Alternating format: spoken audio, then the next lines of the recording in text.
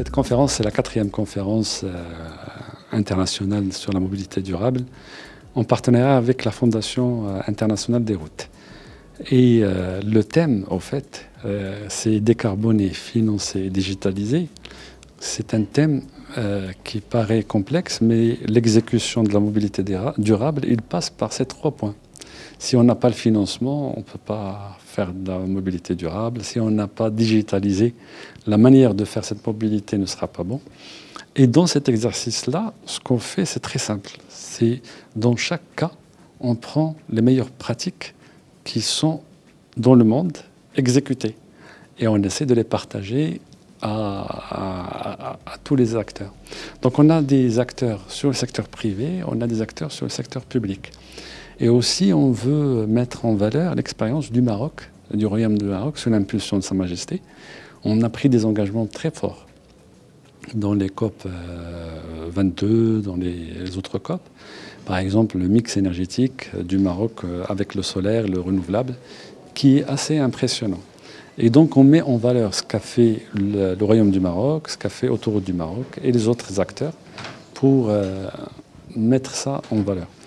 Et il ne faut pas oublier que dans quelques semaines, il y aura la COP27 en Égypte. Et donc, on veut aller là-bas fort avec les conclusions de cette journée. Le Covid, c'était une crise. Le fait qu'on a survécu et que nos chantiers ne se sont pas arrêtés, ça veut dire qu'on était préparés avant. Et la question de la pérennité de l'infrastructure, la pérennité de la société Autoroute du Maroc et la durabilité de cette société, c'est le but des actions qu'on est en train de prendre. C'est comment rendre la société autonome et pérenne. Ça nous a pris 3 années quand même. On a eu un impact à peu près d'1 milliard de dirhams et 3 ans.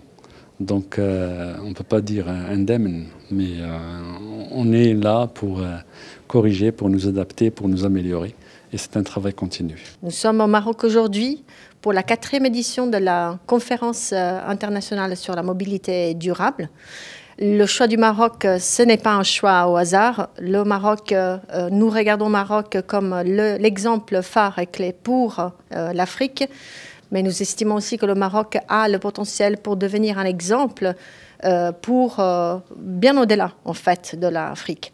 La mobilité durable, ça veut dire aujourd'hui parler de décarbonisation, de digitalisation et d'innovation.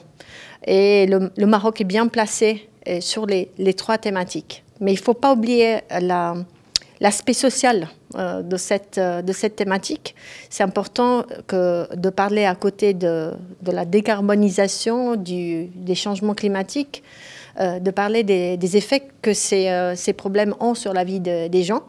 Et c'est important de regarder la dimension aussi sécurité quand on parle de mobilité durable. On a 1,3 million de morts sur les routes chaque année dans le monde. C'est comme avoir plusieurs Boeing qui s'écrasent tous les jours, et ça sur nos yeux.